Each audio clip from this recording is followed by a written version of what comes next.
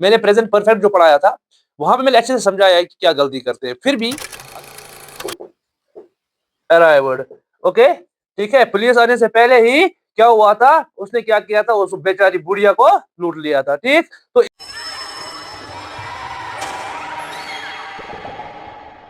Usage of past tense, तो पहला इसमें है पास्ट सिंपल। अब ये का इस्तेमाल होता है, मैंने क्या लिखा, an action that took place in the past, वो एक्शन जो कब हुआ, पास्ट में। For example,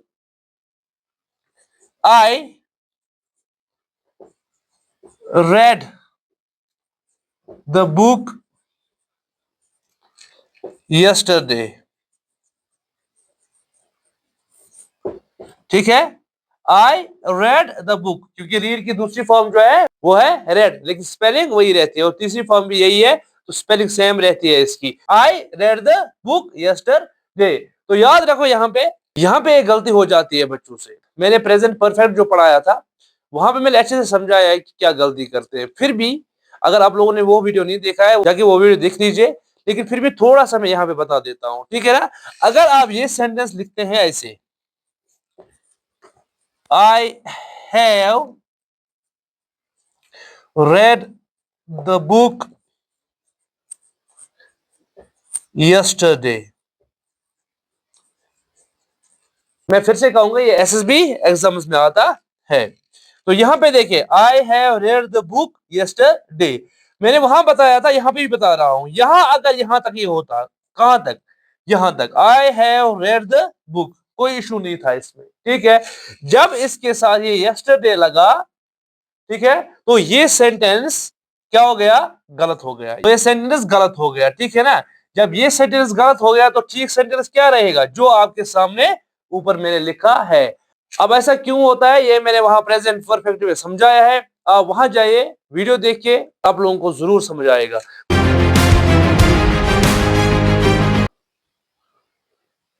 that was going on in the past, वो एक्शन जो पास्ट में चल रहा था। जब आप किसी टाइम के बारे में बात कर रहे थे, आप उस टाइम क्या कर रहे थे, तो आप कह सकते हैं, I was washing my clothes. ठीक है, इसी तरह से आप कह सकते हैं, आई वॉज वॉचिंग टीवी। तो ये कुछ एग्जाम्पल्स मैंने यहाँ पे लिखे, इनसे आपको समझ आया ही होगा कि हम पास्ट कंटिन्यूअस जो है वो कहाँ इस्तेमाल करते हैं। एक और यूजेज है इसकी, two actions going on at the same time,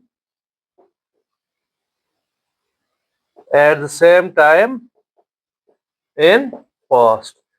past में कोई दो काम एक साथ हो रहे थे, तो उसके लिए भी हम पास्ट कंटिन्यूअस का इस्तेमाल कर रहे हैं। यहां पे एक एग्जांपल लिखते हैं, the patient was crying when the doctor was sleeping। तो यहाँ पे क्या है, यहाँ पे दो एक्शन है, द पेशेंट वाज क्राइंग, और दूसरा क्या है, द डॉक्टर वाज स्लीपिंग। तो दो एक्शन जो है ना वो एक साथ हो रहे थे, तो दो एक्शन पास्ट में एक साथ हो रहे थे, तो उनके लिए भी हमने क्या इस्तेमाल किया, पास्ट कंटिन्यूअस। तो मैंने क्या लिखा, an action that had been completed before another action started. इसका मतलब है दूसरा एक्शन स्टार्ट होने से पहले ही पहला वाला एक्शन कंप्लीट हो गया था। मैं एग्जांपल देता हूं, आपको समझ आ जाएगा।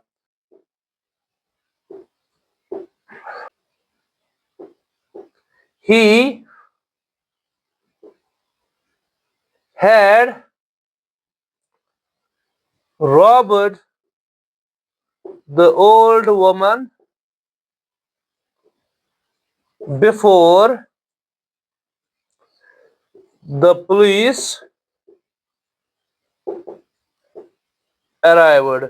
ओके, ठीक है। पुलिस आने से पहले ही क्या हुआ था, उसने क्या किया था, उस बेचारी बुढ़िया को लूट लिया था। ठीक, तो इससे आपको ये समझ आया होगा।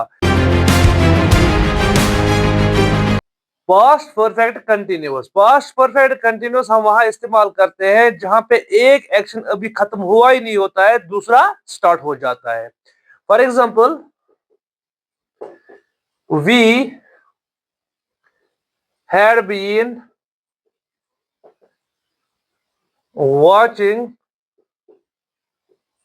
TV when my father entered the room. तो यहाँ पे क्या हुआ कि हम टीवी देख ही रहे थे, अभी कंप्लीट हुआ भी नहीं था, तो मेरे फादर ने एंट्री मार दी। ठीक है, तो ये हो गई उसकी एग्जाम्पल। फ्यूचर टेंस, तो फ्यूचर टेंस का पहला क्या है, फ्यूचर सिंपल। ये कहाँ हम इस्तेमाल करते हैं, कोई एक्शन जो कब होगा, फ्यूचर में होगा। ठीक है, for example, I shall give you a pen. ठीक है, तो इसका मतलब क्या है, मैं आपको एक पेन दूंगा। ये नहीं है कि इसका कोई दूसरा मतलब है, मैं आपको एक पेन दूंगा। फिलहाल हम टेंस की बात करते हैं। बहुत सारे लोग इसमें विल का इस्तेमाल करेंगे, वो भी ठीक है, लेकिन एज पर रूल शैल लगाना बेहतर रहता है। तो अब मैंने क्या किया है, अब मैंने पहले से लिख के रखा है ये इसकी कंटिन्यूअस की यूजेज, ताकि हमारा वीडियो जो है ना वो शॉर्ट रहे। चलिए, फ्यूचर कंटिन्यूस जो है ना, ये वहां पे हम इस्तेमाल करते हैं जब हम फ्यूचर की बात कर रहे हैं, कोई एक्शन उस वक्त चल रहा होगा। ठीक है, फॉर एग्जांपल लिखते हैं, a leader will be visiting our town tomorrow. तो ठीक है, फ्यूचर कंटिन्यूस में इस्तेमाल किया जाता है। फ्यूचर परफेक्ट, फ्यूचर परफेक्ट जो है ये कहां पे इस्तेमाल होता है, an action that will be completed at some point in future. ठीक है, फ्यूचर में किसी टाइम पे एक एक्शन कंप्लीट होगा दूसरा एक्शन स्टार्ट होने से पहले। For example, I shall have written a letter by 2 PM। ठीक है, फ्यूचर परफेक्ट कंटिन्यूअस ये क्या कह रहा है, an action that will be going on, मतलब चल रहा हो, एक एक्शन जो चल रहा हो बिफोर अनदर एक्शन स्टार्ट्स। ये एक्शन भी चल रहा ही होगा, दूसरा एक्शन स्टार्ट होगा। For example, we shall have been working for